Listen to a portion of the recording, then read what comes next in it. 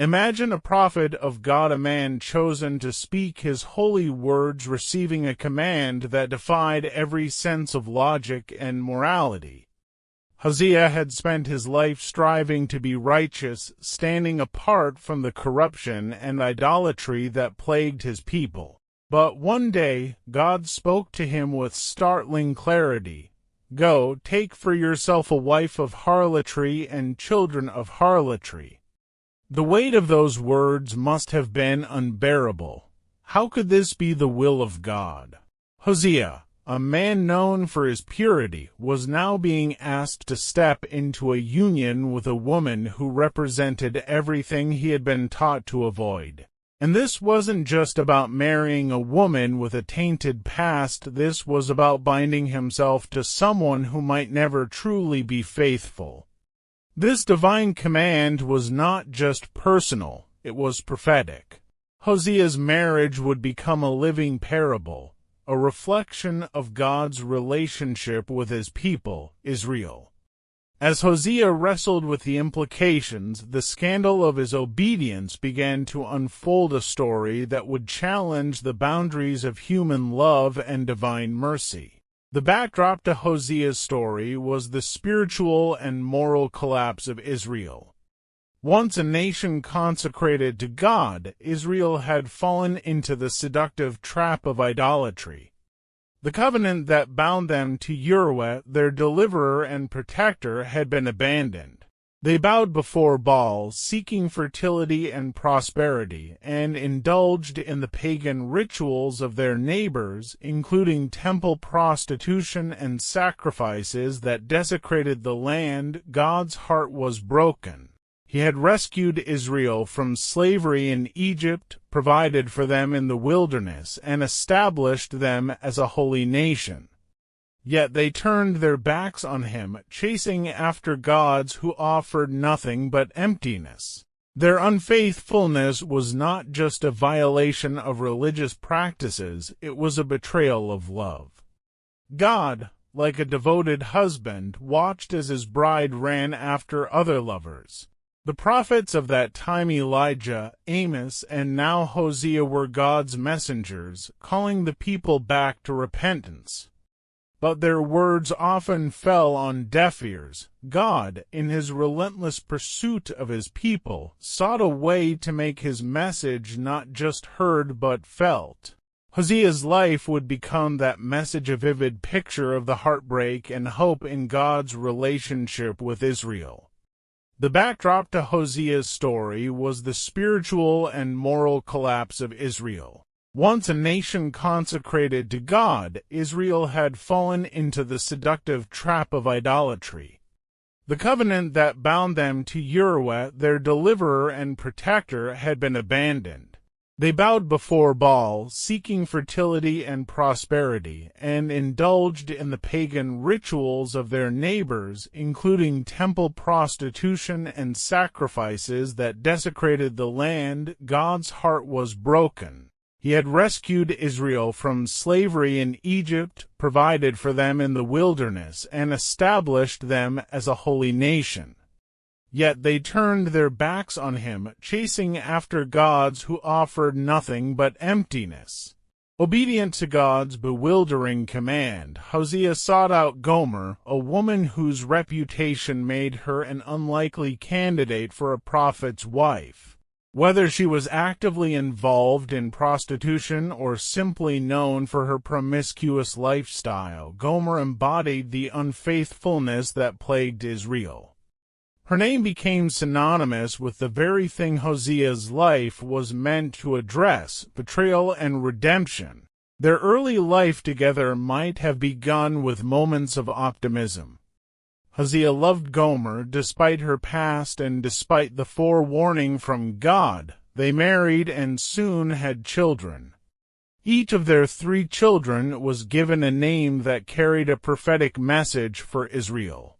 The firstborn, Jezreel, was a stark reminder of the bloodshed and judgment that would fall upon the house of Jehu and the kingdom of Israel. Their second child, a daughter named Lo-Ruhamah, bore a name that meant no mercy, signifying that God's patience with Israel was nearing its end. Finally, their third child, Lo-Ammi, whose name meant not my people, marked the tragic rupture in the relationship between God and Israel.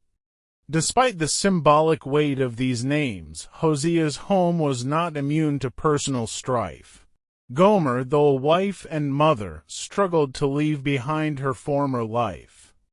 Her actions, though painful, mirrored the spiritual adultery of Israel, flirting with destruction even when surrounded by love and provision. As time went on, Gomer's unfaithfulness became undeniable.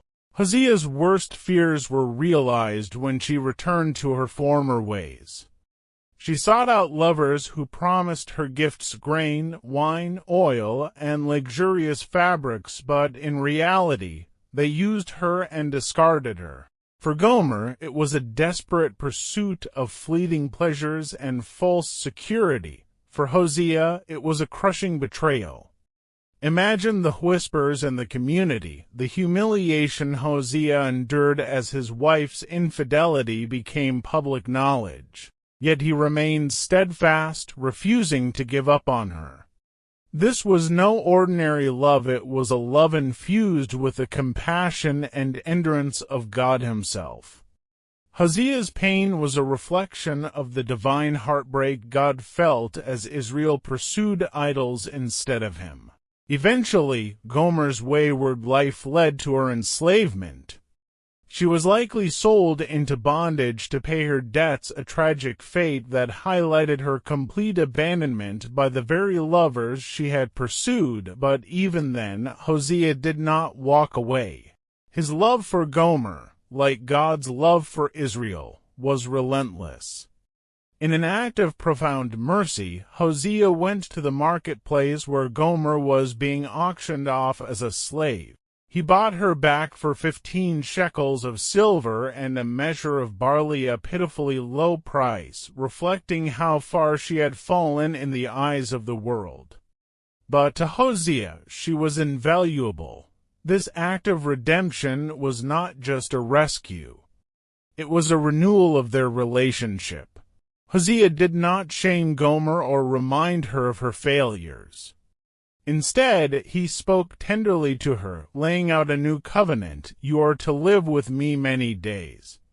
You must not be a prostitute or be intimate with any man, and I will behave the same way toward you.